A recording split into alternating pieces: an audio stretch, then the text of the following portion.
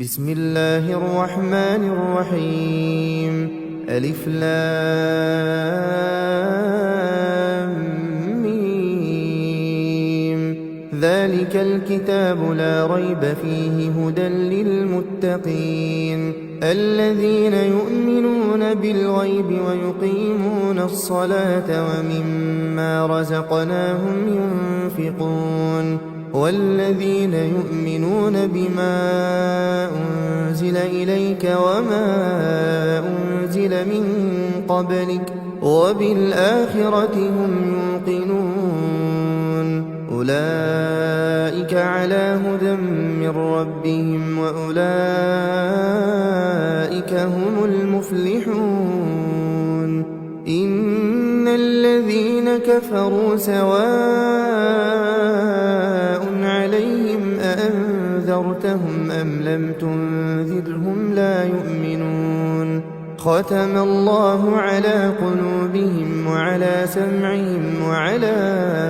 أبصارهم غشاوة ولهم عذاب عظيم. ومن الناس من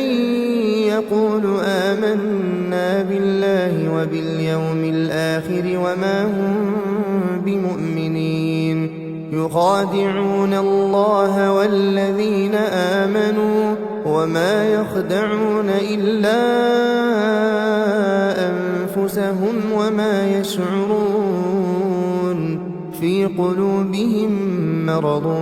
فزادهم الله مرضا ولهم عذاب أليم بما كانوا يكذبون. وإذا قيل لهم لا تفسدوا في الأرض قالوا إنما نحن مصلحون ألا إنهم هم المفسدون ولكن لا يشعرون. وإذا قيل لهم آمنوا كما آمن الناس قالوا أنؤمن كما آمن السفهاء ألا إنهم هم السفهاء ولكن لا يعلمون. وإذا لقوا الذين آمنوا قالوا آمنا وإذا خلوا إلى شياطينهم قالوا إنا معكم إنما نحن مستهزئون. الله يستهزئ بهم ويمدهم في طغيانهم يعمهون. أولئك الذين اشتروا الضلالة بالهدى فما ربحت تجارتهم وما كانوا مهتدين. مثلهم كمثل الذي استوقد نارا فلما أضاءت ما حوله ذهب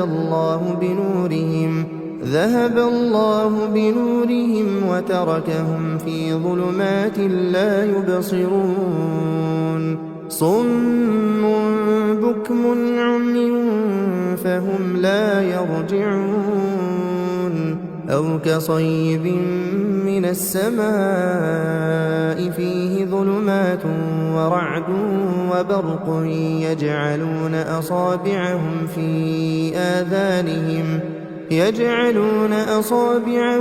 في آذانهم من الصواعق حذر الموت والله محيط بالكافرين. يكاد البرق يخطف أبصارهم كلما أضاء لهم مشوا فيه وإذا أظلم عليهم قاموا ولو شاء الله لذهب بسمعهم وأبصارهم إن الله على كل شيء قدير. يا أيها الناس اعبدوا ربكم الذي خلقكم والذين من قبلكم لعلكم تتقون. الذي جعل لكم الأرض فراشا والسماء بناء وأنزل من السماء أخرج به من الثمرات رزقا لكم فلا تجعلوا لله أندادا وأنتم تعلمون وإن كنتم في ريب مما نزلنا على عبدنا فأتوا بسورة من مثله وادعوا شهداءكم من دون الله إن كنتم صادقين فإن لم تفعلوا ولن تفعلوا فاتقوا النار التي وقودها الناس والحجارة أعدت للكافرين وبشر الذين آمنوا وعملوا الصالحات أن لهم جنات تجري من تحتها الأنهار كلما رزقوا منها من ثمرة رزقا قالوا هذا الذي رزقنا من قبل وأتوا به متشابها ولهم فيها أزواج مطهرة وهم فيها خالدون إن الله لا يستحيي أن يضرب مثلا ما بعوضة فما فوقها فأما الذين آمنوا فيعلمون أنه الحق من ربهم وأما الذين كفروا فيقولون ماذا أراد الله بهذا مثلا يضل به كثيرا ويهدي به كثيرا وما يضل به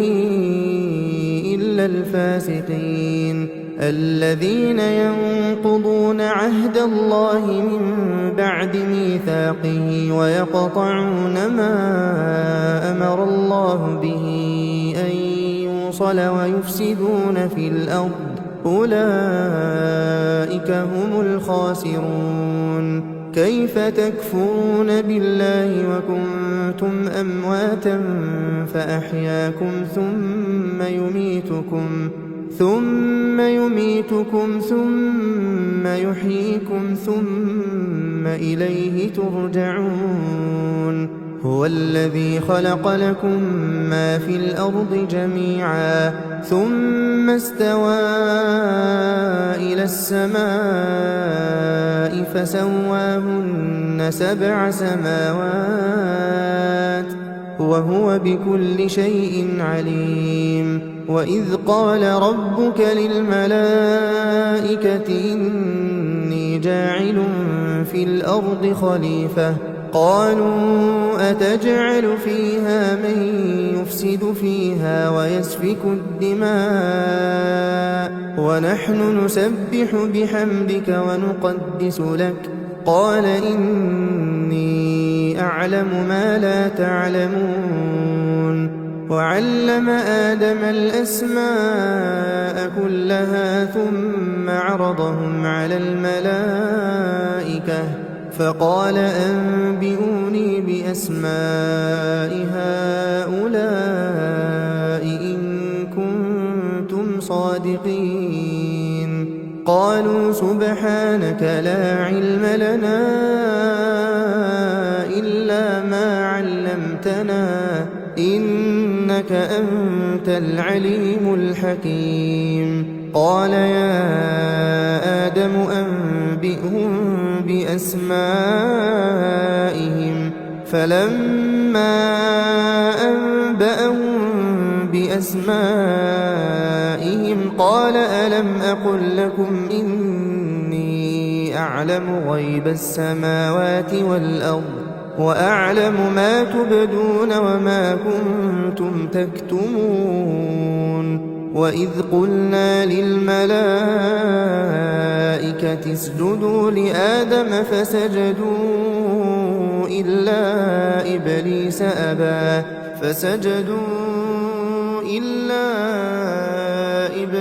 أبى واستكبر وكان من الكافرين وقلنا يا آدم اسكن أنت وزوجك الجنة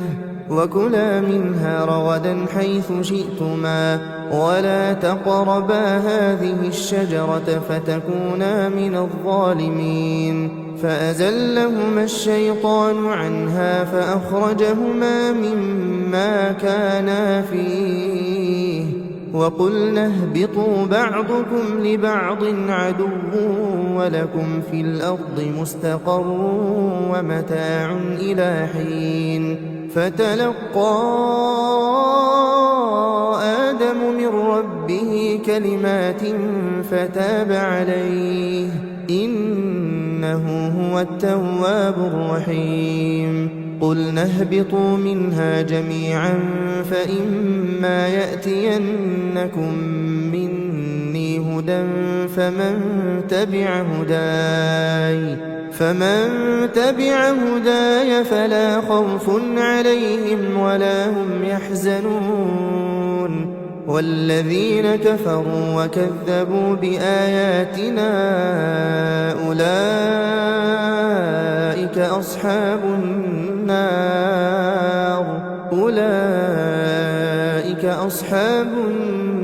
هم فيها خالدون يا بني إسرائيل اذكروا نعمتي التي أنعمت عليكم وأوفوا بعهدي أوف بعهدكم وإياي فارهبون وآمنوا بما أنزلت مصدقا لما معكم ولا تكونوا أول كافر به ولا تشتروا بآياتي ثمنا قليلا وإياي فاتقون ولا تلبسوا الحق بالباطل وتكتموا الحق وأنتم تعلمون وأقيموا الصلاة وآتوا الزكاة واركعوا مع الراكعين أتأمرون الناس بالبر وتنسون أنفسكم وأنتم تتلون الكتاب أفلا تعقلون واستعينوا بالصبر والصلاة وإنها لكبيرة إلا على الخاشعين الذين يظنون أنهم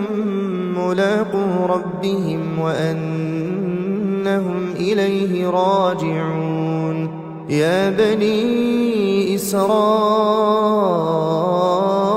اذكروا نعمتي التي أنعمت عليكم وأني فضلتكم على العالمين واتقوا يوما لا تجزي نفس عن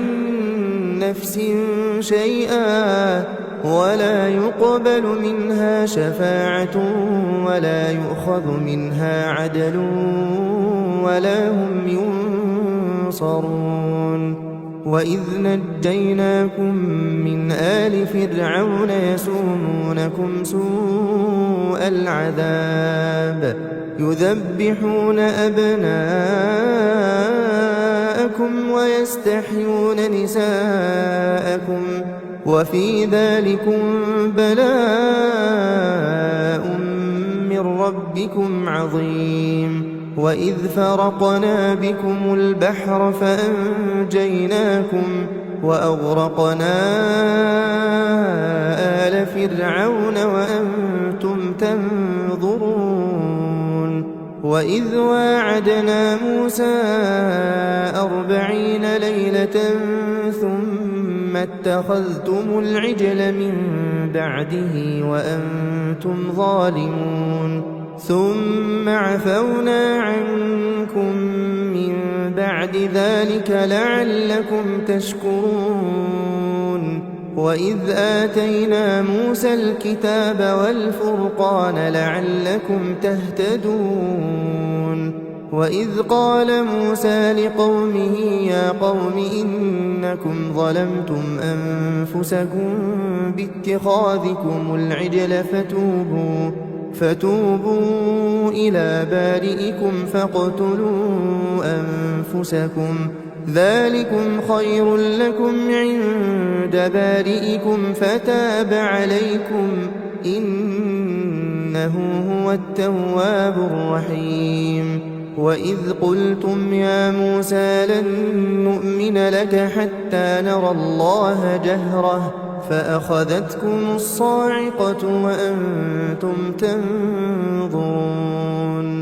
ثم بعثناكم من بعد موتكم لعلكم تشكرون وظللنا عليكم الغمام وأنزلنا عليكم المن والسلوى كلوا من طيبات ما رزقناكم وما ظلمونا ولكن كانوا أنفسهم يظلمون وإذ قلنا ادخلوا هذه القرية فكلوا منها حيث شئتم رغدا وادخلوا الباب سجدا وقولوا حطة نغفر لكم خطاياكم وسنزيد المحسنين فبدل الذين ظلموا قولا غير الذي قيل لهم فأنزلنا على الذين ظلموا رجزا من السماء بما كانوا يفسقون وإذ استسقى موسى لقومه فقلنا اضرب بعصاك الحجر فانفجرت منه 12 عينا قد علم كل أناس مشربهم كلوا واشربوا من رزق الله ولا تعثوا في الأرض مفسدين وإذ قلتم يا موسى لن نصبر على طعام واحد فادع لنا ربك يخرج لنا مما تنبت الأرض من بقلها وقثائها وفومها وعدسها وبصلها قال أتستبدلون الذي هو أدنى بالذي هو خير اهبطوا مصرا فإن لكم ما سألتم وضربت عليهم الذلة والمسكنة وباءوا بغضب من الله ذلك بأنهم كانوا يكفرون بآيات الله ويقتلون النبيين بغير الحق ذلك بما عصوا وكانوا يعتدون إن الذين آمنوا والذين هادوا والنصارى والصابئين من آمن بالله واليوم الآخر وعمل صالحا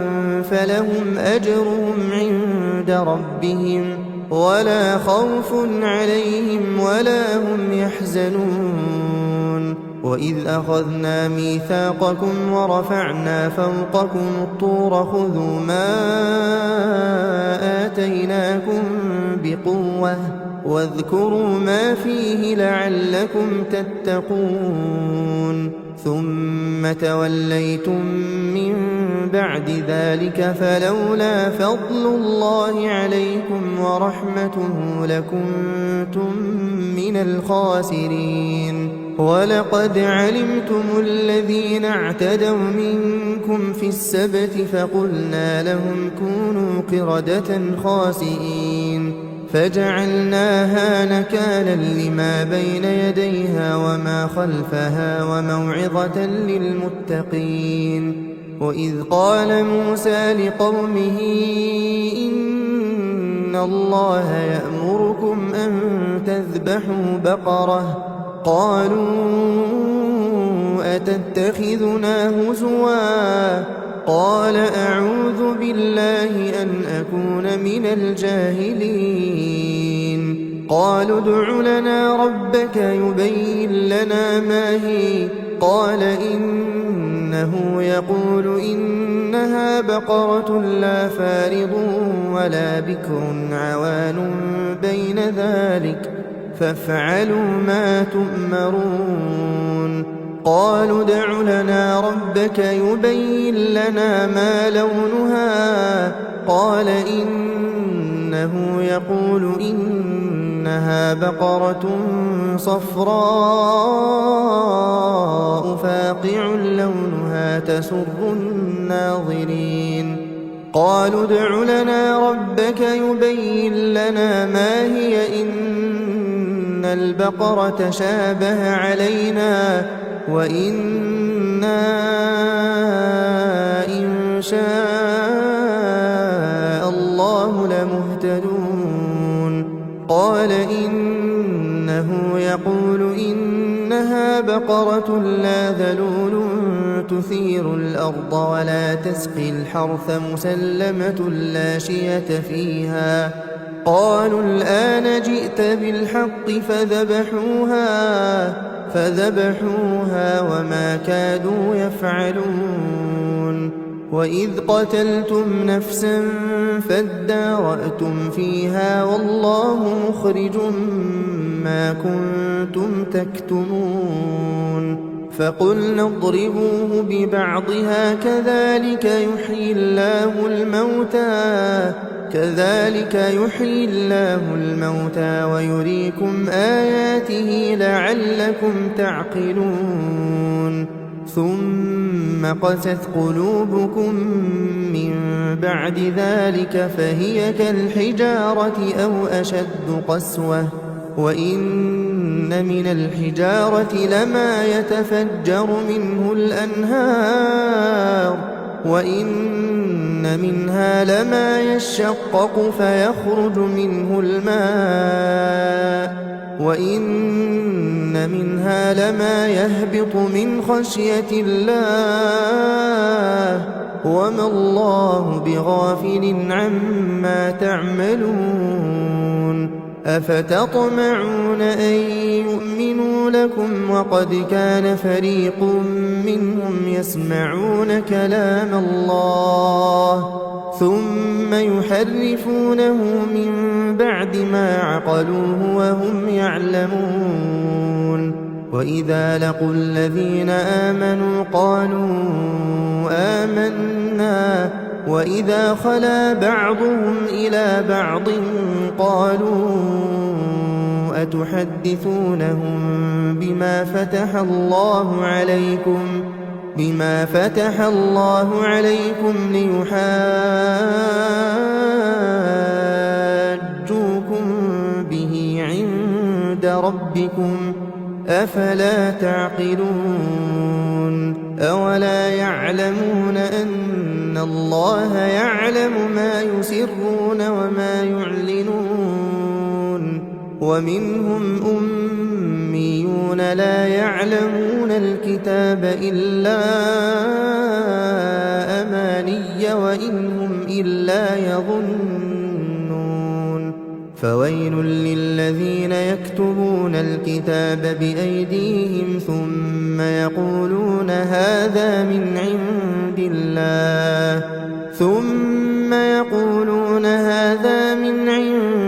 الله ليشتروا به ثمنا قليلا فويل لهم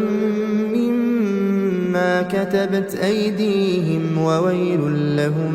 مما يكسبون وقالوا لن تمسنا النار إلا أياما معدودة قل أتخذتم عند الله عهدا فلن يخلف الله عهده أم تقولون على الله ما لا تعلمون بلى من كسب سيئة وأحاطت به خطيئته فأولئك أصحاب النار هم فيها خالدون والذين آمنوا وعملوا الصالحات أولئك أصحاب الجنة الجنة هم فيها خالدون وإذ أخذنا ميثاق بني إسرائيل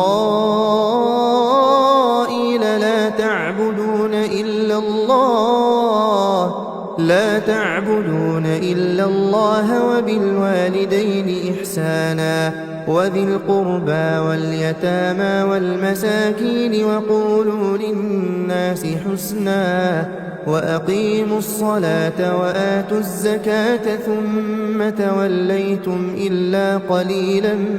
منكم وأنتم معرضون وإذ أخذنا ميثاقكم لا تسفكون دماءكم ولا تخرجون أنفسكم من دياركم ثم أقررتم وأنتم تشهدون ثم أنتم هؤلاء تقتلون أنفسكم وتخرجون فريقا منكم من ديارهم تظاهرون عليهم بالإثم والعدوان وإن يأتوكم أسارى تفادوهم وهو محرم عليكم إخراجهم أفتؤمنون ببعض الكتاب وتكفرون ببعض فما جزاء من يفعل ذلك منكم إلا خزي في الحياة الدنيا ويوم القيامة يردون إلى أشد العذاب وما الله بغافل عما تعملون أولئك الذين اشتروا الحياة الدنيا بالآخرة فلا يخفف عنهم العذاب ولا هم ينصرون ولقد آتينا موسى الكتاب وقفينا من بعده بالرسل وآتينا عيسى ابن مريم البينات وأيدناه بروح القدس أفكلما جاءكم رسول بما لا تهوى أنفسكم استكبرتم ففريقا كذبتم وفريقا تقتلون وقالوا قلوبنا غلف بل لعنهم الله بكفرهم فقليلا ما يؤمنون ولما جاءهم كتاب من عند الله مصدق لما معهم وكانوا من قبل يستفتحون على الذين كفروا فلما جاءهم ما عرفوا كفروا به فلعنة الله على الكافرين بئس ما اشتروا به أنفسهم أن يكفروا بما أنزل الله بغيا أن ينزل الله من فضله على من يشاء من عباده فباءوا بغضب على غضب وللكافرين عذاب مهين وإذا قيل لهم آمنوا بما أنزل الله قالوا نؤمن بما أنزل علينا ويكفرون بما وراءه وهو الحق مصدقا لما معهم قل فلم تقتلون أنبياء الله من قبل إن كنتم مؤمنين ولقد جاءكم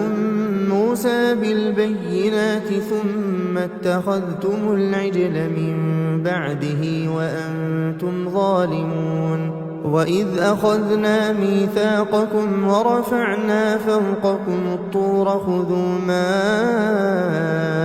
آتيناكم بقوة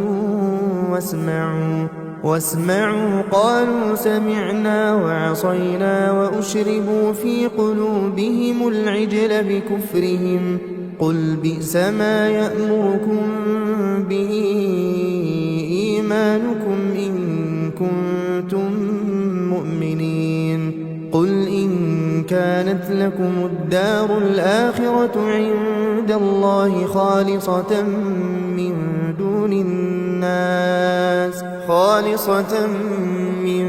دون الناس فتمنوا الموت إن كنتم صادقين ولن يتمنوه أبدا بما قدمت أيديهم والله عليم بالظالمين ولتجدنهم أحرص الناس على حياة ومن الذين أشركوا يود أحدهم لو يعمر 1000 سنة وما هو بمزحزحه من العذاب أن يعمر والله بصير بما يعملون قل من كان عدوا لجبريل فإنه نزله على قلبك بإذن الله مصدقا لما بين يديه وهدى وبشرى للمؤمنين من كان عدوا لله وملائكته ورسله وجبريل وميكال فإن الله عدو للكافرين ولقد أنزلنا إليك آيات بينات وما يكفر بها إلا الفاسقون أوكلما عاهدوا عهدا نبذه فريق منهم بل أكثرهم لا يؤمنون ولما جاءهم رسول من عند الله مصدق لما معهم نبذ فريق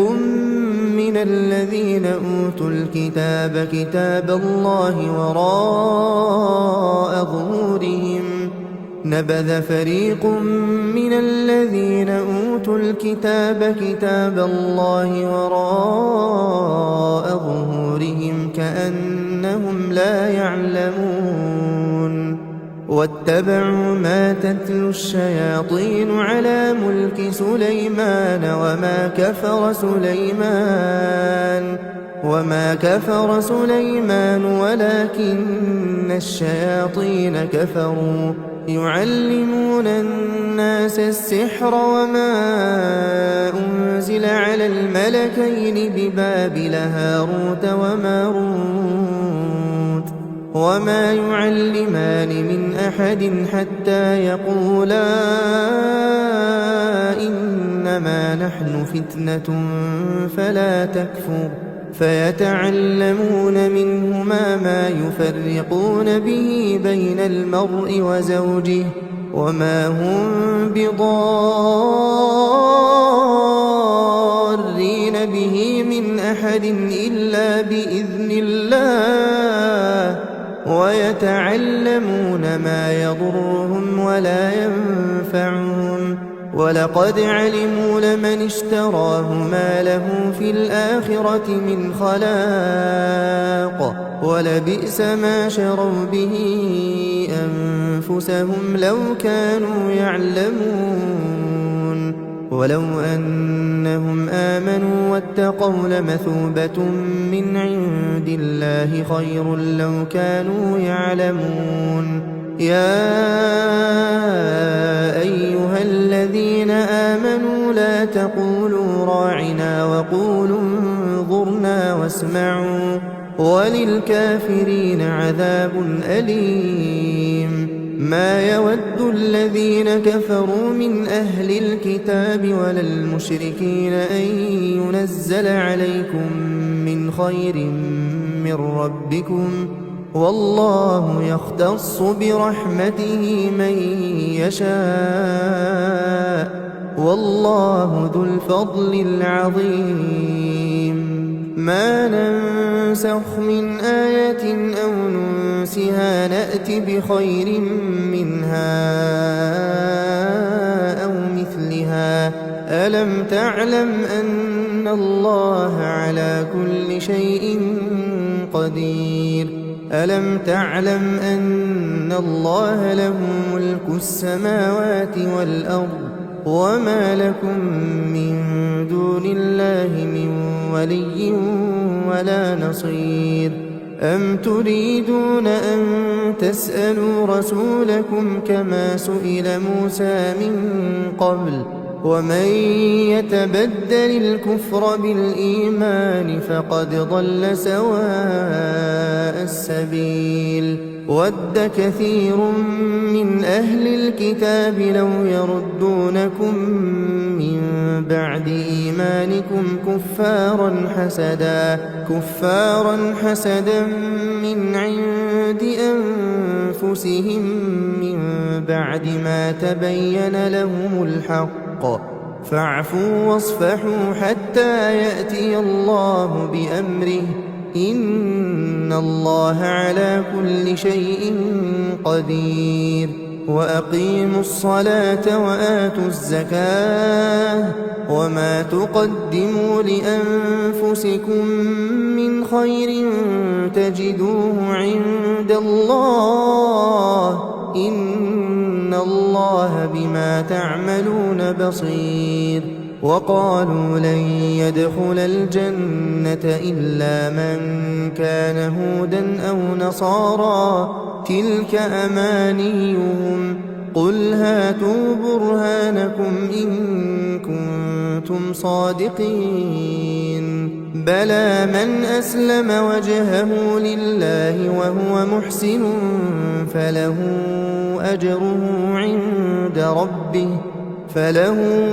أجره عند ربه ولا خوف عليهم ولا هم يحزنون وقالت اليهود ليست النصارى على شيء وقالت النصارى ليست اليهود على شيء وهم يتلون الكتاب كذلك قال الذين لا يعلمون مثل قولهم فالله يحكم بينهم يوم القيامة فيما كانوا فيه يختلفون ومن أظلم ممن منع مساجد الله أن يذكر فيها اسمه وسعى في خرابها أولئك ما كان لهم أن يدخلوها إلا خائفين لهم في الدنيا خزي ولهم في الآخرة عذاب عظيم ولله المشرق والمغرب فأينما تولوا فثم وجه الله إن الله واسع عليم وقالوا اتخذ الله ولدا سبحانه بل له ما في السماوات والأرض كل له قانتون بديع السماوات والأرض وإذا قضى أمرا فإنما يقول له كن فيكون وقال الذين لا يعلمون لولا يكلمنا الله أو تأتينا آية كذلك قال الذين من قبلهم مثل قولهم تشابهت قلوبهم قد بينا الآيات لقوم يوقنون إنا أرسلناك بالحق بشيرا ونذيرا ولا تسأل عن أصحاب الجحيم ولن ترضى عنك اليهود ولا النصارى حتى تتبع ملتهم قل إن هدى الله هو الهدى ولئن اتبعت أهواءهم بعد الذي جاءك من العلم ما لك من الله من ولي ولا نصير الذين آتيناهم الكتاب يتلونه حق تلاوته أولئك يؤمنون به ومن يكفر به فأولئك هم الخاسرون يا بني إسرائيل اذكروا نعمتي التي أنعمت عليكم وأني فضلتكم على العالمين واتقوا يوما لا تجزي نفس عن نفس شيئا ولا يقبل منها عدل ولا تنفعها شفاعة ولا هم ينصرون وإذ ابتلى إبراهيم ربه بكلمات فأتمهن قال إني جاعلك للناس إماما قال ومن ذريتي قال لا ينال عهد الظالمين وإذ جعلنا البيت مثابة للناس وأمنا واتخذوا من مقام إبراهيم مصلى وعهدنا إلى إبراهيم وإسماعيل أن طهرا بيتي للطائفين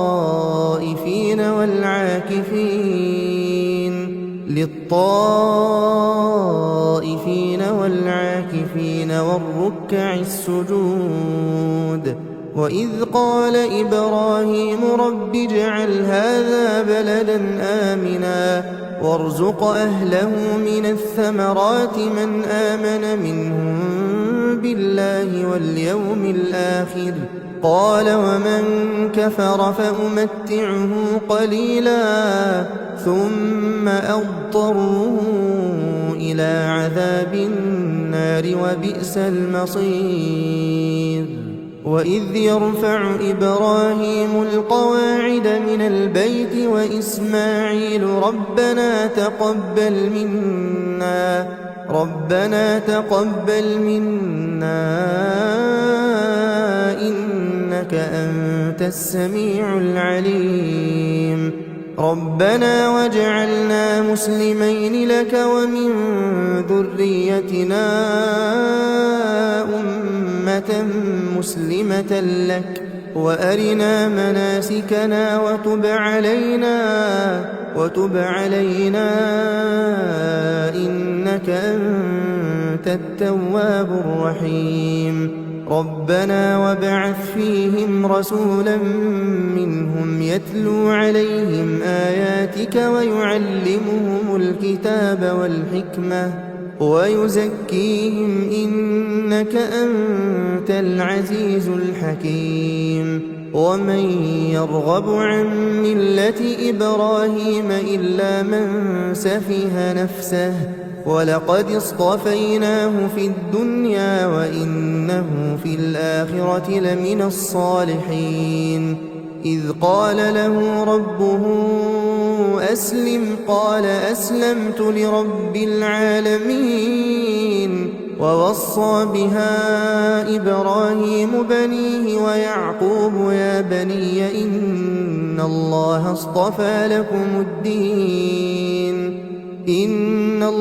اصطفى لكم الدين فلا تموتن إلا وأنتم مسلمون أم كنتم شهداء إذ حضر يعقوب الموت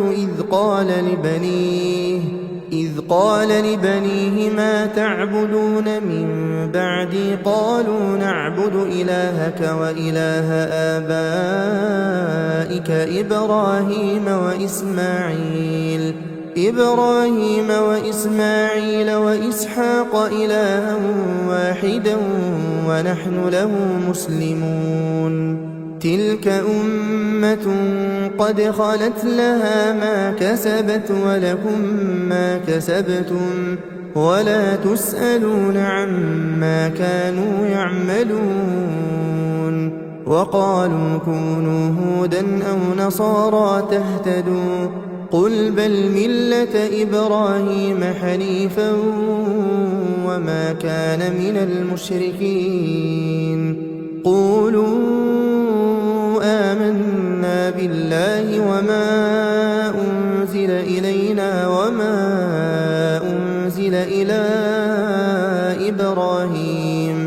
وما أنزل إلى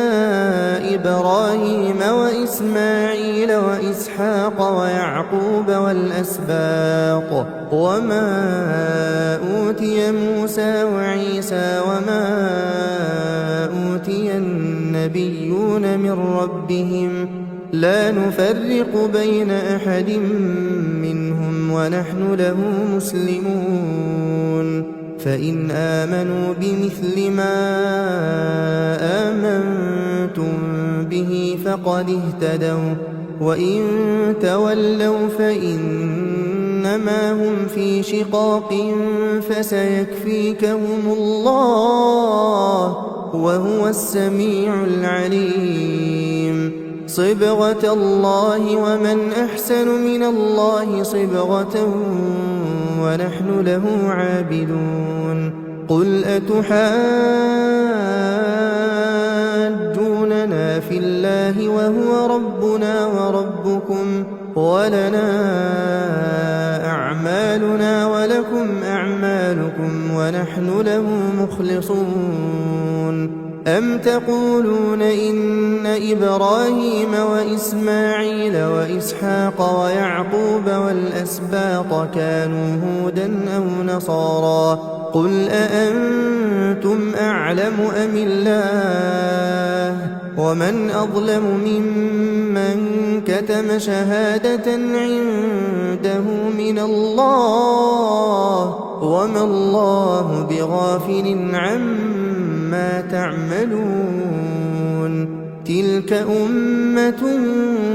قد خلت لها ما كسبت ولكم ما كسبتم ولا تسألون عما كانوا يعملون سيقول السفهاء من الناس ما ولاهم عن قبلتهم التي كانوا عليها قل لله المشرق والمغرب يهدي من يشاء إلى صراط مستقيم وكذلك جعلناكم أمة وسطا لتكونوا شهداء على الناس ويكون الرسول عليكم شهيدا وما جعلنا القبلة التي كنت عليها إلا لنعلم من يتبع الرسول ممن ينقلب على عقبيه وإن كانت لكبيرة إلا على الذين هدى الله وما كان الله ليضيع إيمانكم إن الله بالناس لرءوف رحيم قد نرى تقلب وجهك في السماء فلنولينك قبلة ترضاها فول وجهك شطر المسجد الحرام وحيث ما كنتم فولوا وجوهكم شطره وإن الذين أوتوا الكتاب ليعلمون أنه الحق من ربهم وما الله بغافل عما يعملون ولئن أتيت الذين أوتوا الكتاب بكل آية ما تبعوا قبلتك وما أنت بتابع قبلتهم وما بعضهم بتابع قبلة بعض ولئن اتبعت أهواءهم من بعد ما جاءك من العلم إنك إذا لمن الظالمين. الذين آتيناهم الكتاب يعرفونه كما يعرفون أبناءهم وإن فريقا منهم ليكتمون الحق وهم يعلمون. الحق من ربك فلا تكونن من الممترين. ولكل وجهة هو موليها فاستبقوا الخيرات أينما تكونوا يأت بكم الله جميعا إن الله على كل شيء قدير. ومن حيث خرجت فول وجهك شطر المسجد الحرام وإنه للحق من ربك وما الله بغافل عما تعملون. ومن حيث خرجت فول وجهك شطر المسجد الحرام وحيث ما كنتم فولوا وجوهكم شطره لئلا يكون للناس عليكم حجة إلا الذين ظلموا منهم فلا تخشوهم واخشوني ولأتم نعمتي عليكم ولعلكم تهتدون. كما أرسلنا فيكم رسولا منكم يتلو عليكم آياتنا ويزكيكم ويعلمكم الكتاب والحكمة ويعلمكم ما لم تكونوا تعلمون. فاذكروني أذكركم واشكروا لي ولا تكفرون. يا أيها الذين آمنوا استعينوا بالصبر والصلاة إن الله مع الصابرين. ولا تقولوا لمن يقتل في سبيل الله أموات بل أحياء ولكن لا تشعرون. ولنبلونكم بشيء من الخوف والجوع ونقص من الأموال والأنفس والثمرات وبشر الصابرين الذين إذا أصابتهم مصيبة قالوا إنا لله وإنا إليه راجعون. أولئك عليهم صلوات من ربهم ورحمة وأولئك هم المهتدون. إن الصفا والمروة من شعائر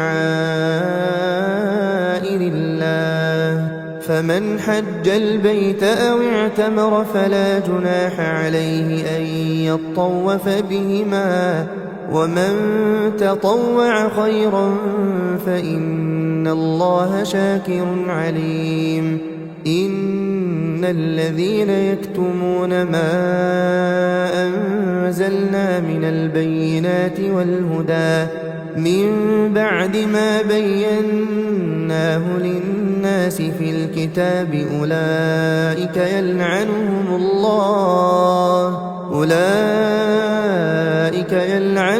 الله ويلعنهم اللاعنون إلا الذين تابوا وأصلحوا وبينوا فأولئك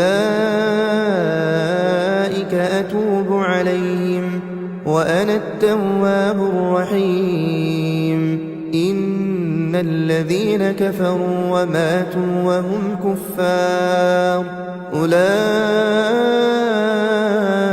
عليهم لعنة الله والملائكة والناس أجمعين خالدين فيها لا يخفف عنهم العذاب ولا هم ينظرون. وإلهكم إله واحد لا إله إلا هو الرحمن الرحيم إن في خلق السماوات والأرض واختلاف الليل والنهار والفلك التي تجري في البحر بما ينفع الناس وما أنزل الله من السماء من ماء فأحيا به الأرض بعد موتها وبث فيها من كل دابة وتصريف الرياح والسحاب المسخر بين السماء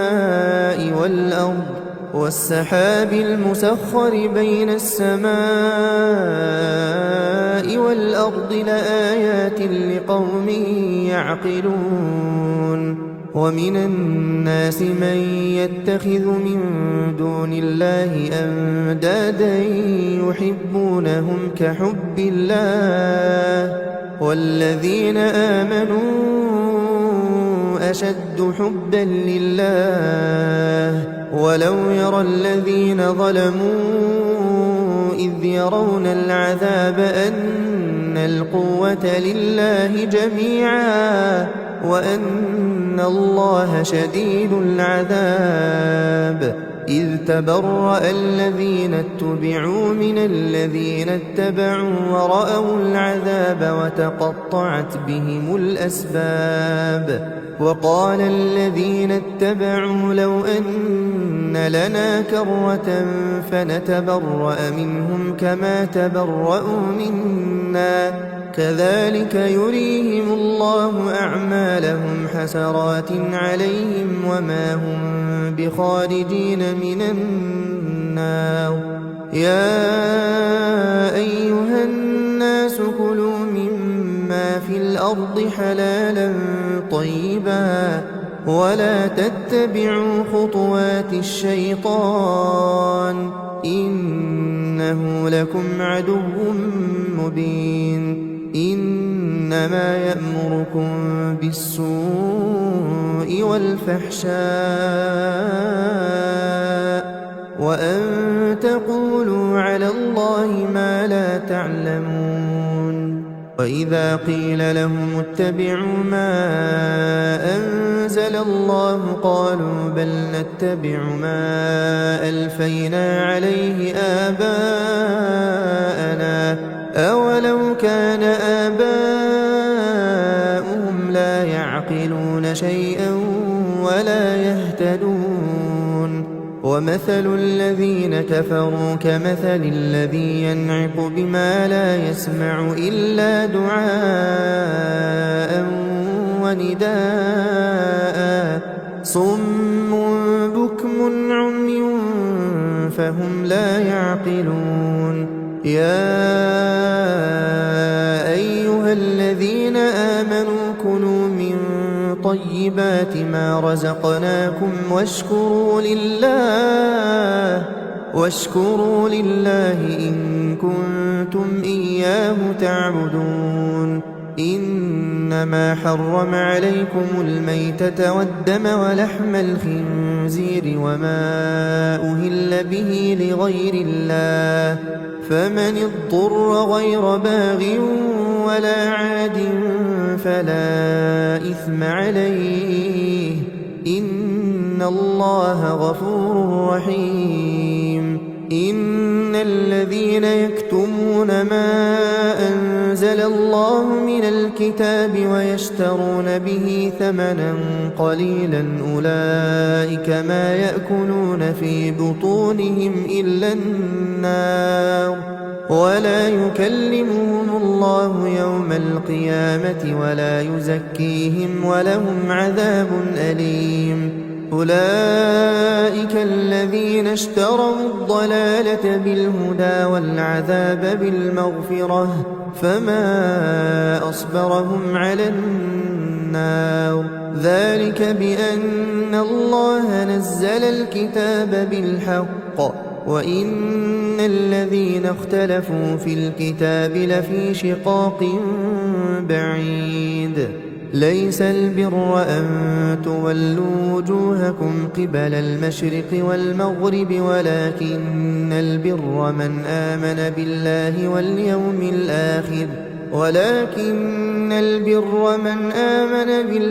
واليوم الآخر والملائكة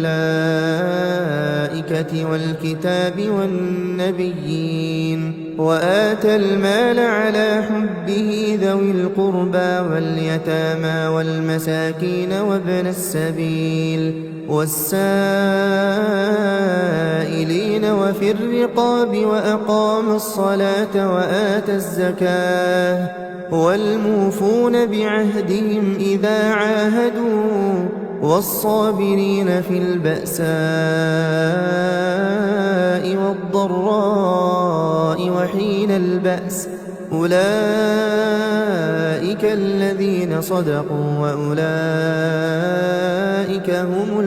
المتقون. يا أيها الذين آمنوا كتب عليكم القصاص في القتلى الحر بالحر والعبد بالعبد والأنثى بالأنثى فمن عفي له من أخيه شيء فاتباع بالمعروف وأداء إليه بإحسان ذلك تخفيف من ربكم ورحمة فمن اعتدى بعد ذلك فله عذاب أليم. ولكم في القصاص حياة يا أولي الألباب لعلكم تتقون. كتب عليكم إذا حضر أحدكم الموت إن ترك خيرا الوصية للوالدين والأقربين بالمعروف حقا على المتقين فمن بدله بعدما سمعه فإنما إثمه على الذين يبدلونه إن الله سميع عليم. فمن خاف من موص جنفا أو إثما فأصلح بينهم فلا إثم عليه إن الله غفور رحيم. يا أيها الذين آمنوا كتب عليكم الصيام كما كتب على الذين من قبلكم لعلكم تتقون. أياما معدودات فمن كان منكم مريضا أو على سفر فعدة من أيام أخر وعلى الذين يطيقونه فدية طعام مسكين فمن تطوع خيرا فهو خير له وأن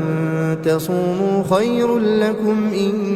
كنتم تعلمون. شهر رمضان الذي أنزل فيه القرآن هدى للناس وبينات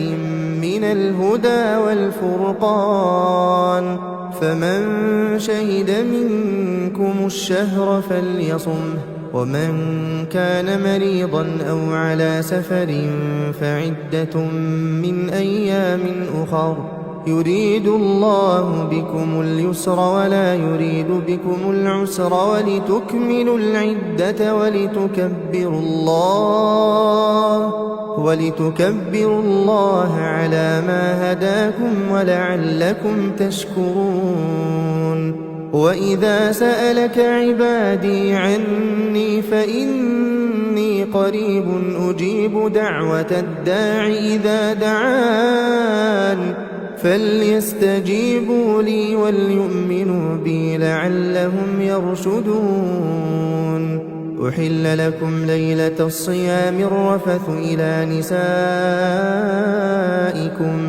هن لباس لكم وأنتم لباس لهن علم الله أنكم كنتم تختانون أنفسكم فتاب عليكم وعفى عنكم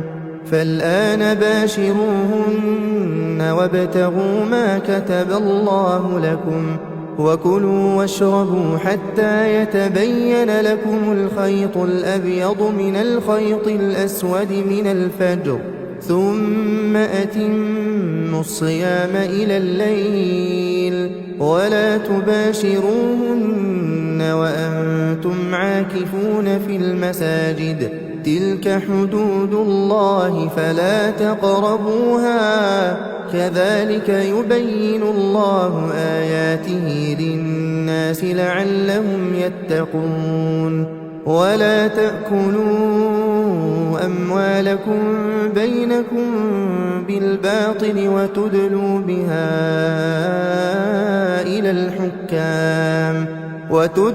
بها إلى الحكام لتأكلوا فريقا من أموال الناس بالإثم وأنتم تعلمون يسألونك عن الأهلة قل هي مواقيت للناس والحج وليس البر بأن تأتوا البيوت من ظهورها ولكن البر من اتقى وأتوا البيوت من أبوابها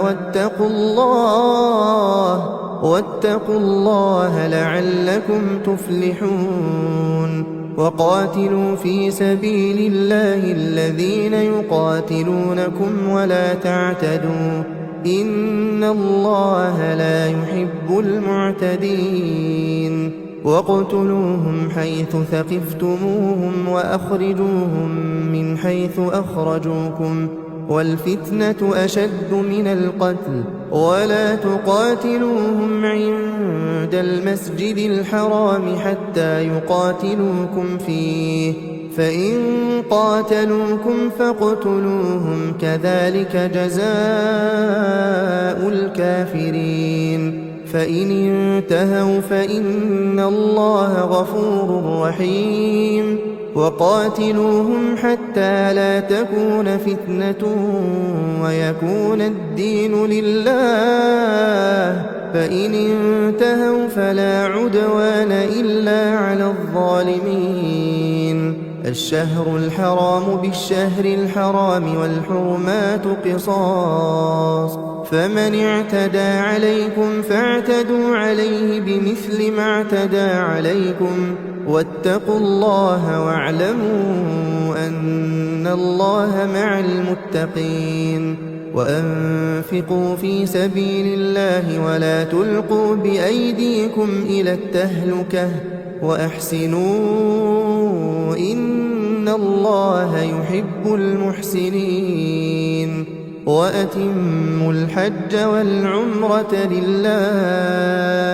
فإن أحصرتم فما استيسر من الهدي ولا تحلقوا رؤوسكم حتى يبلغ الهدي محله فمن كان منكم مريضا أو به أذى من رأسه ففدية من صيام أو صدقة أو نسك فإذا أمنتم فمن تمتع بالعمرة إلى الحج فما استيسر من الهدي فمن لم يجد فصيام 3 أيام في الحج و7 إذا رجعتم تلك 10 كاملة ذلك لمن لم يكن أهله حاضر المسجد الحرام واتقوا الله واعلموا أن الله شديد العقاب الحج أشهر معلومات فمن فرض فيهن الحج فلا رفث ولا فسوق ولا جدال في الحج وما تفعلوا من خير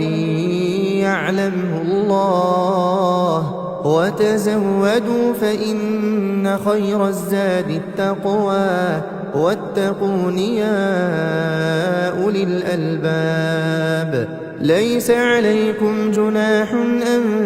تبتغوا فضلا من ربكم فإذا أفضتم من عرفات فاذكروا الله عند المشعر الحرام واذكروه كما هداكم وإن كنتم من قبله لمن الضالين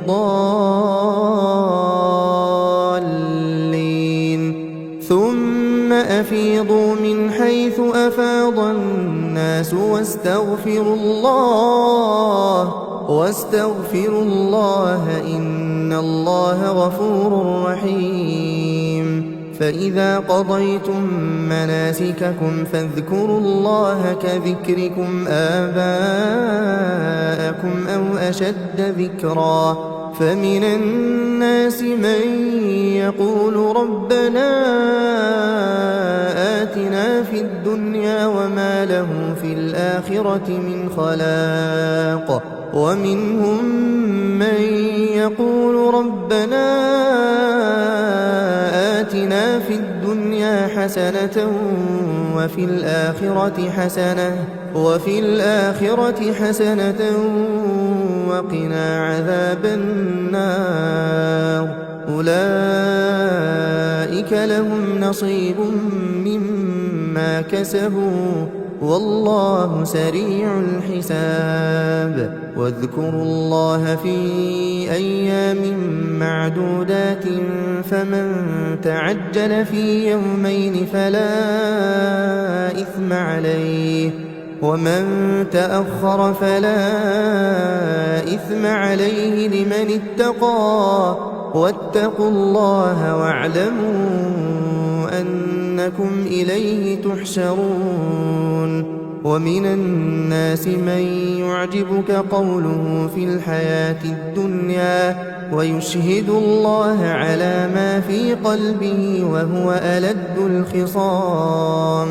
وإذا تولى سعى في الأرض ليفسد فيها ويهلك الحرث والنسل والله لا يحب الفساد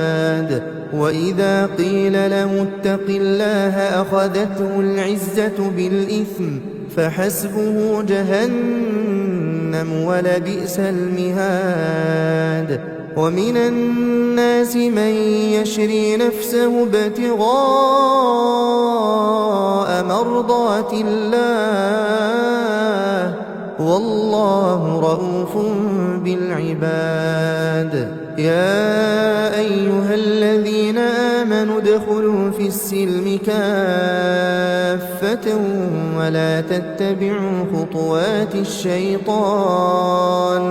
ولا تتبعوا خطوات الشيطان إنه لكم عدو مبين فإن زللتم من بعد ما جاءتكم البينات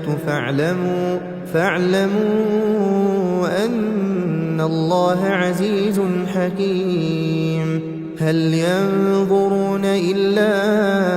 أن يأتيهم الله في ظلل من الغمام والملائكة وقضي الأمر وإلى الله ترجع الأمور سل بني إسرائيل كم آتيناهم من آية بينة ومن يبدل نعمة الله من بعد ما جاءته فإن الله شديد العقاب زين للذين كفروا الحياة الدنيا ويسخرون من الذين آمنوا والذين اتقوا فوقهم يوم القيامة والله يرزق من يشاء بغير حساب كان الناس أمة واحدة فبعث الله النبيين مبشرين ومنذرين وأنزل معهم الكتاب بالحق ليحكم بين الناس فيما اختلفوا فيه وما اختلف فيه إلا الذين أوتوه من بعد ما جاءتهم البينات بغيا بينهم فهدى الله الذين آمنوا لما اختلفوا فيه من الحق بإذنه والله يهدي من يشاء إلى صراط مستقيم أم حسبتم أن تدخلوا الجنة ولما يأتكم مثل الذين خلوا من قبلكم مستهم البأساء والضراء وزلزلوا حتى يقول الرسول والذين آمنوا معه متى نصر الله ألا إن نصر الله قريب يسألونك ماذا ينفقون قل ما أنفقتم من خير فللوالدين والأقربين واليتامى والمساكين وابن السبيل وما تفعلوا من خير فإن الله به عليم كتب عليكم القتال وهو كره لكم وعسى أن تكرهوا شيئا وهو خير لكم وعسى أن تحبوا شيئا وهو شر لكم والله يعلم وأنتم لا تعلمون يسألونك عن الشهر الحرام قتال فيه قل قتال فيه كبير وصد عن سبيل الله وكفر به والمسجد الحرام وإخراج أهله منه أكبر عند الله والفتنة أكبر من القتل ولا يزالون يقاتلونكم حتى يردوكم عن دينكم إن استطاعوا ومن يرتد منكم عن دينه فيمت وهو كافر فأولئك حبطت أعمالهم في الدنيا والآخرة وأولئك أصحاب النار هم فيها خالدون إن الذين آمنوا والذين هاجروا وجاهدوا في سبيل الله أولئك يرجون رحمة الله والله غفور رحيم يسألونك عن الخمر والميسر قل فيهما إثم كبير ومنافع للناس وإثمهما أكبر من نفعهما ويسألونك ماذا ينفقون قل العفو كذلك يبين الله لكم الآيات لعلكم تتفكرون في الدنيا والآخرة ويسألونك عن اليتامى قل إصلاح لهم خير وإن تخالطوهم فإخوانكم والله يعلم المفسد من المصلح ولو شاء الله لأعنتكم إن الله عزيز حكيم ولا تنكحوا المشركات حتى يؤمن ولأمة مؤمنة خير من مشركة ولو أعجبتكم ولا تنكحوا المشركين حتى يؤمنوا ولعبد مؤمن خير من مشرك ولو أعجبكم أولئك يدعون إلى النار والله يدعو إلى الجنة والمغفرة بإذنه ويبين آياته للناس لعلهم يتذكرون ويسألونك عن المحيض قل هو أذى فاعتزلوا النساء في المحيض ولا تقربوهن حتى يطهرن فإذا تطهرن فأتوهن من حيث أمركم الله إن الله يحب التوابين ويحب المتطهرين نساؤكم حرث لكم فأتوا حرثكم أنى شئتم وقدموا لأنفسكم واتقوا الله واعلموا أنكم ملاقوه وبشر المؤمنين ولا تجعلوا الله عرضة لأيمانكم أن تبروا وتتقوا وتصلحوا بين الناس والله سميع عليم لا يؤاخذكم الله باللغو في أيمانكم ولكن يؤاخذكم بما كسبت قلوبكم والله غفور حليم للذين يؤلون من نسائهم تربص 4 أشهر فإن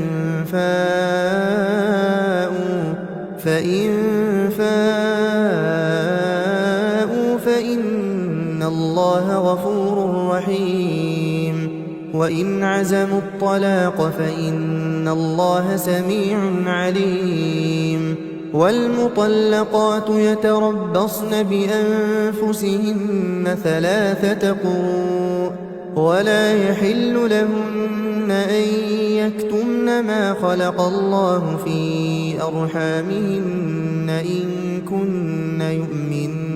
بالله واليوم الآخر وبعولتهن أحق بردهن في ذلك إن أرادوا إصلاحا ولهن مثل الذي عليهن بالمعروف وللرجال عليهن درجة والله عزيز حكيم الطلاق 2 مرتان فإمساك بمعروف أو تسريح بإحسان ولا يحل لكم أن تأخذوا مما آتيتموهن شيئا إلا أن يخافا ألا يقيما حدود الله فإن خفتم ألا يقيما حدود الله فلا جناح عليهما فيما افتدت به تلك حدود الله فلا تعتدوها ومن يتعد حدود الله فأولئك هم الظالمون فإن طلقها فلا تحل له من بعد حتى تنكح زوجا غيره فإن طلقها فلا جناح عليهما أن يتراجعا إن ظنا أن يقيما حدود الله وتلك حدود الله يبينها لقوم يعلمون وإذا طلقتم النساء فبلغن أجلهن فأمسكوهن بمعروف أو سرحوهن بمعروف ولا تمسكوهن ضرارا لتعتدوا ومن يفعل ذلك فقد ظلم نفسه ولا تتخذوا آيات الله هزوا واذكروا نعمة الله عليكم وما أنزل عليكم من الكتاب والحكمة يعظكم به واتقوا الله واعلموا أن الله بكل شيء عليم وإذا طلقتم النساء فبلغن أجلهن فلا تعضلوهن أن ينكحن أزواجهن إذا تراضوا بينهم بالمعروف ذلك يوعظ به من كان منكم يؤمن بالله واليوم الآخر ذلكم أزكى لكم وأطهر والله يعلم وأنتم لا تعلمون والوالدات يرضعن أولادهن حولين كاملين لمن أراد أن يتم الرضاعة وعلى المولود له رزقهن وكسوتهن بالمعروف لا تكلف نفس إلا وسعها لا تضار والدة بولدها ولا مولود له بولده وعلى الوارث مثل ذلك فإن أرادا فصالا عن تراض منهما وتشاور فلا جناح عليهما وإن أردتم أن تسترضعوا أولادكم فلا جناح عليكم إذا سلمتم ما آتيتم بالمعروف واتقوا الله واعلموا أن الله بما تعملون بصير والذين يتوفون منكم ويذرون أزواجا يتربصن بأنفسهن 4 أشهر وعشرا فإذا بلغن أجلهن فلا جناح عليكم فيما فعلن في أنفسهن بالمعروف والله بما تعملون خبير ولا جناح عليكم فيما عرضتم به من خطبة النساء أو أكننتم في أنفسكم علم الله أنكم ستذكرونهن ولكن لا تواعدوهن سرا إلا أن تقولوا قولا معروفا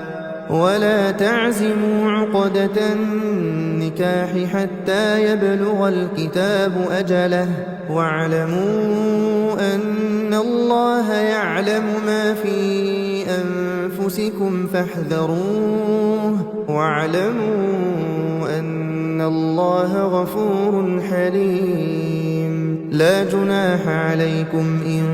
طلقتم النساء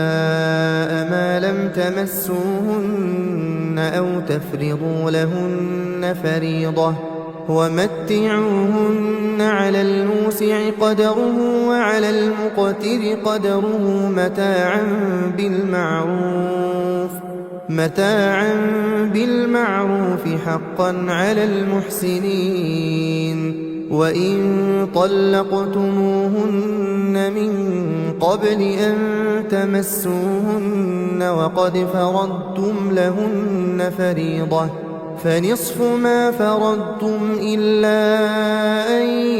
يعفون أو يعفو الذي بيده عقدة النكاح وأن تعفوا أقرب للتقوى ولا تنسوا الفضل بينكم إن الله بما تعملون بصير حافظوا على الصلوات والصلاة الوسطى وقوموا لله قانتين فإن خفتم فرجالا أو ركبانا فإذا أمنتم فاذكروا الله كما علمكم ما لم تكونوا تعلمون والذين يتوفون منكم ويذرون أزواجا وصية لأزواجهم متاعا إلى الحول غير إخراج فإن خرجن فلا جناح عليكم فيما فعلن في أنفسهن من معروف والله عزيز حكيم وللمطلقات متاع بالمعروف حقا على المتقين كذلك يبين الله لكم آياته لعلكم تعقلون ألم تر إلى الذين خرجوا من ديارهم وهم ألوف حذر الموت فقال لهم الله موتوا ثم أحياهم إن الله لذو فضل على الناس ولكن أكثر الناس لا يشكرون وقاتلوا في سبيل الله واعلموا أن الله سميع عليم من ذا الذي يقرض الله قرضا حسنا فيضاعفه له أضعافا كثيرة والله يقبض ويبسط وإليه ترجعون ألم تر إلى الملأ من بني إسرائيل من بعد موسى إذ قالوا لنبي له بعث لنا ملكا نقاتل في سبيل الله قال هل عسيتم إن كتب عليكم القتال ألا تقاتلوا قالوا وما لنا ألا نقاتل في سبيل الله وقد أخرجنا من ديارنا وأبنائنا فلما كتب عليهم القتال تولوا إلا قليلا منهم والله عليم بالظالمين وقال لهم نبيهم إن الله قد بعث لكم طالوت ملكا قالوا أنى يكون له الملك علينا ونحن أحق بالملك منه ولم يؤت سعة من المال قال إن الله اصطفاه عليكم وزاده بسطة في العلم والجسم والله يؤتي ملكه من يشاء والله واسع عليم وقال لهم نبيهم إن آية ملكه أن يأتيكم التابوت فيه سكينة من ربكم وبقية مما ترك آل موسى وآل هارون تحمله الملائكة إن في ذلك لآية لكم إن كنتم مؤمنين فلما فصل طالوت بالجنود قال إن الله مبتليكم بنهر فمن شرب منه فليس مني ومن لم يطعمه فإنه مني إلا من اغترف غرفة بيده فشربوا منه إلا قليلا منهم فلما جاوزه هو والذين آمنوا معه قالوا لا طاقة لنا اليوم بجالوت وجنوده قال الذين يظنون أنهم ملاقو الله كم من فئة قليلة غلبت فئة كثيرة بإذن الله والله مع الصابرين ولما برزوا لجالوت وجنوده قالوا ربنا أفرغ علينا صبرا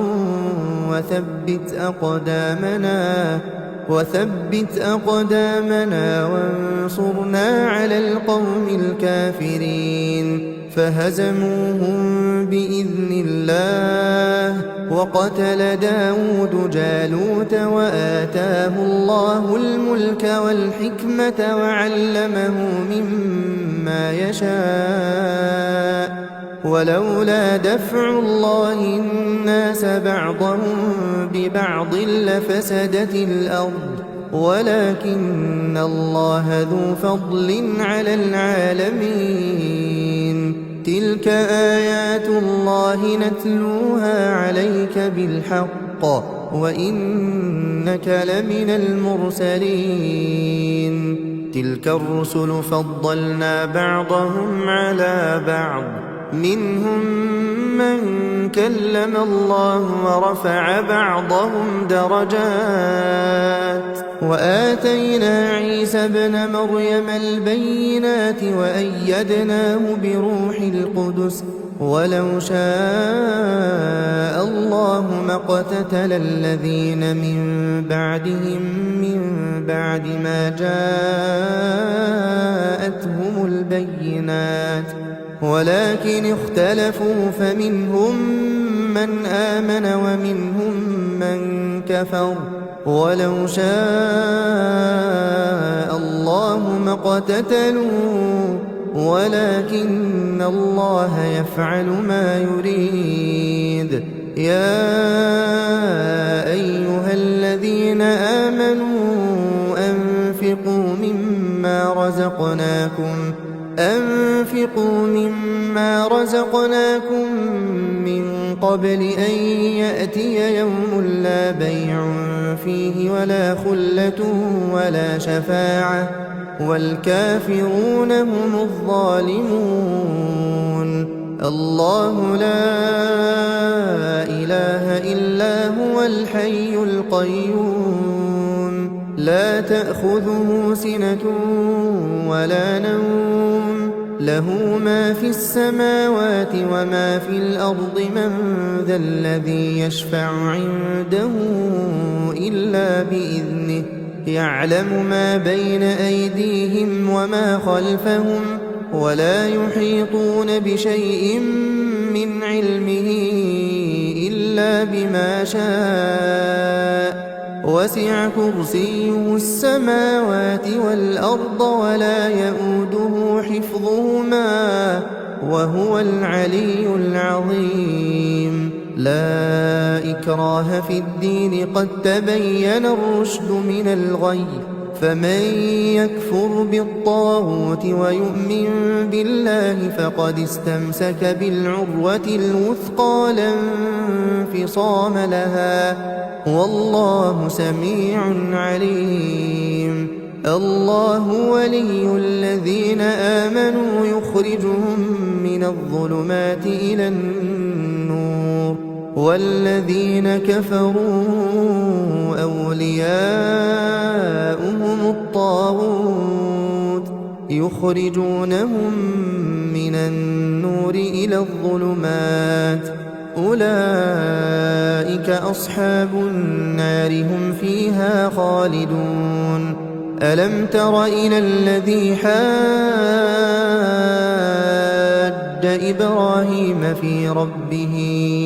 أن آتاه الله الملك إذ قال إبراهيم ربي الذي يحيي ويميت قال أنا أحيي وأميت قال إبراهيم فإن الله يأتي بالشمس من المشرق فأت بها من المغرب فبهت الذي كفر والله لا يهدي القوم الظالمين أو كالذي مر على قرية وهي خاوية على عروشها قال أنى يحيي هذه الله بعد موتها فأماته الله 100 عام ثم بعثه قال كم لبثت قال لبثت يوما أو بعض يوم قال بل لبثت 100 عام فانظر إلى طعامك وشرابك لم يتسنه وانظر إلى حمارك ولنجعلك آية للناس وانظر إلى العظام كيف ننشزها ثم نكسوها لحما فلما تبين له قال أعلم أن الله على كل شيء قدير وإذ قال إبراهيم رب أرني كيف تحيي الموتى قال أولم تؤمن قال بلى ولكن ليطمئن قلبي قال فخذ 4 من الطير فصرهن إليك ثم اجعل على كل جبل منهن جزءا ثم ادعهن يأتينك سعيا واعلم أن الله عزيز حكيم. مثل الذين ينفقون أموالهم في سبيل الله كمثل حبة أنبتت 7 سنابل في كل سنبلة 100 حبة والله يضاعف لمن يشاء والله واسع عليم. الذين ينفقون أموالهم في سبيل الله ثم لا يتبعون ما أنفقوا منا ولا أذى لهم أجرهم عند ربهم ولا خوف عليهم ولا هم يحزنون. قول معروف ومغفرة خير من صدقة يتبعها أذى والله غني حليم. يا أيها الذين آمنوا لا تبطلوا صدقاتكم بالمن والأذى كالذي ينفق ماله رئاء الناس ولا يؤمن بالله واليوم الآخر فمثله كمثل صفوان عليه تراب فأصابه وابل فتركه صلدا لا يقدرون على شيء مما كسبوا والله لا يهدي القوم الكافرين. ومثل الذين ينفقون أموالهم ابتغاء مرضات الله وتثبيتا من أنفسهم كمثل جنة بربوة أصابها وابل فآتت أكلها ضعفين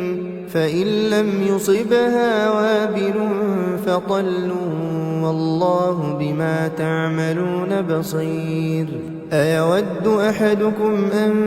تكون له جنة من نخيل وأعناب تجري من تحتها الأنهار له فيها من كل الثمرات وأصابه الكبر وله ذرية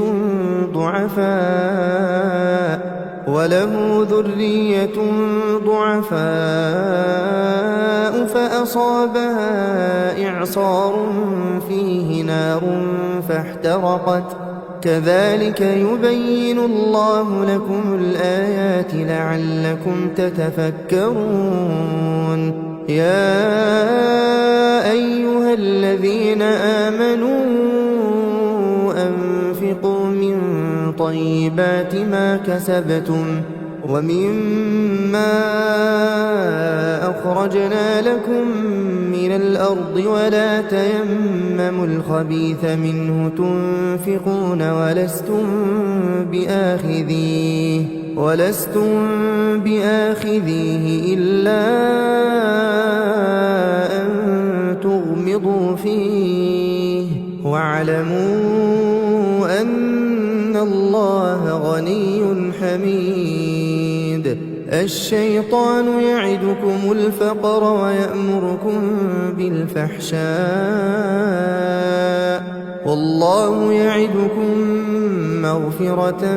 منه وفضلا والله واسع عليم. يؤتي الحكمة من يشاء ومن يؤت الحكمة فقد أوتي خيرا كثيرا وما يذكر إلا أولو الألباب. وما أنفقتم من نفقة أو نذرتم من نذر فإن الله يعلمه وما للظالمين من أنصار. إن تبدوا الصدقات فنعما هي وإن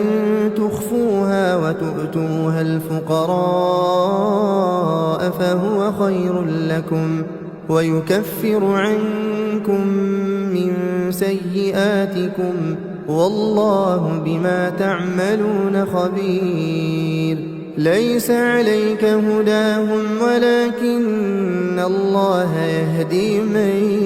يشاء وما تنفقوا من خير فلأنفسكم وما تنفقون إلا ابتغاء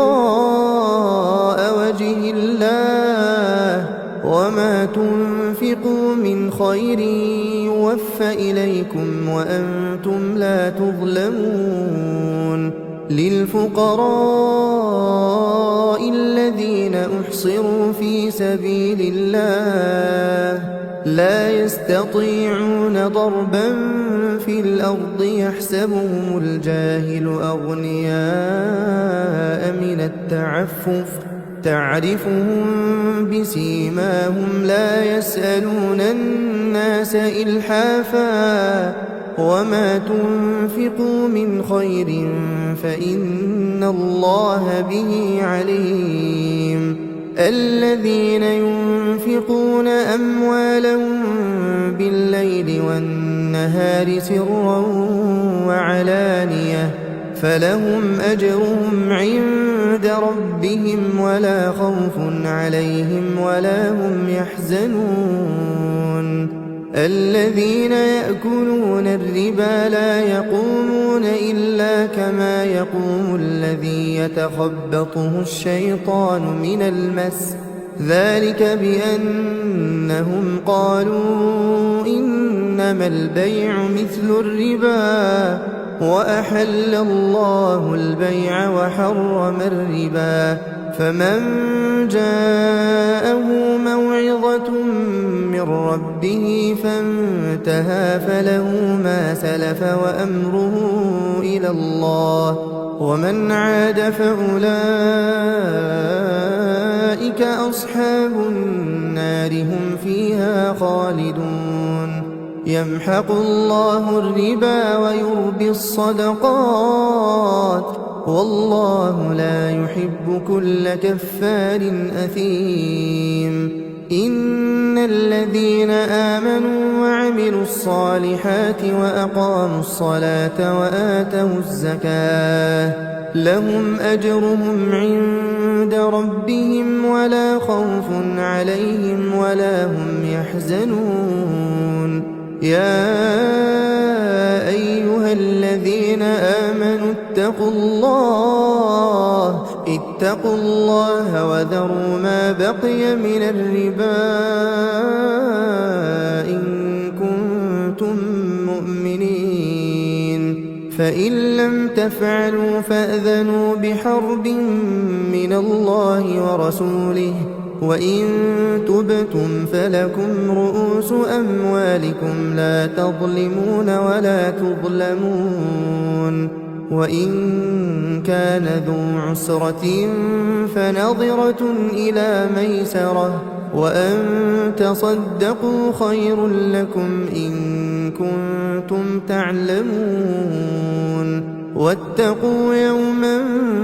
ترجعون فيه إلى الله ثم توفى كل نفس ما كسبت وهم لا يظلمون يا أيها الذين آمنوا إذا تداينتم بدين إلى أجل مسمى فاكتبوه وليكتب بينكم كاتب بالعدل ولا يأب كاتب أن يكتب كما علمه الله فليكتب وليملل الذي عليه الحق وليتق الله ربه ولا يبخس منه شيئا فإن كان الذي عليه الحق سفيها أو ضعيفا أو لا يستطيع أن يمل هو فليملل وليه بالعدل واستشهدوا شهيدين من رجالكم فإن لم يكونا رجلين فرجل وامرأتان ممن ترضون من الشهداء أن تضل إحداهما فتذكر إحداهما الأخرى ولا يأبى الشهداء إذا ما دعوا ولا تسأموا أن تكتبوه صغيرا أو كبيرا إلى أجله ذلكم أقسط عند الله وأقوم للشهادة وأدنى ألا ترتابوا إلا أن تكون تجارة حاضرة تديرونها بينكم فليس عليكم جناح ألا تكتبوها وأشهدوا إذا تبايعتم ولا يضار كاتب ولا شهيد وإن تفعلوا فإنه فسوق بكم واتقوا الله ويعلمكم الله والله بكل شيء عليم وإن كنتم على سفر ولم تجدوا كاتبا فرهان مقبوضة فإن أمن بعضكم بعضا فليؤدي الذي اؤتمن أمانته وليتق الله ربه ولا تكتموا الشهادة ومن يكتمها فإنه آثم قلبه والله بما تعملون عليم لله ما في السماوات وما في الأرض وإن تبدوا ما في أنفسكم أو تخفوه يحاسبكم به الله فيغفر لمن يشاء ويعذب من يشاء والله على كل شيء قدير آمن الرسول بما أنزل إليه من ربه والمؤمنون كل آمن بالله وملائكته وكتبه ورسله لا نفرق بين أحد من رسله وقالوا سمعنا وأطعنا غفرانك ربنا وإليك المصير لا يكلف الله نفسا إلا وسعها لها ما كسبت وعليها ما اكتسبت ربنا لا تؤاخذنا إن نسينا أو أخطأنا ربنا ولا تحمل علينا إصرا كما حملته على الذين من قبلنا ربنا ولا تحملنا ما لا طاقة لنا به واعف عنا واغفر لنا وارحمنا أنت مولانا فانصرنا على القوم الكافرين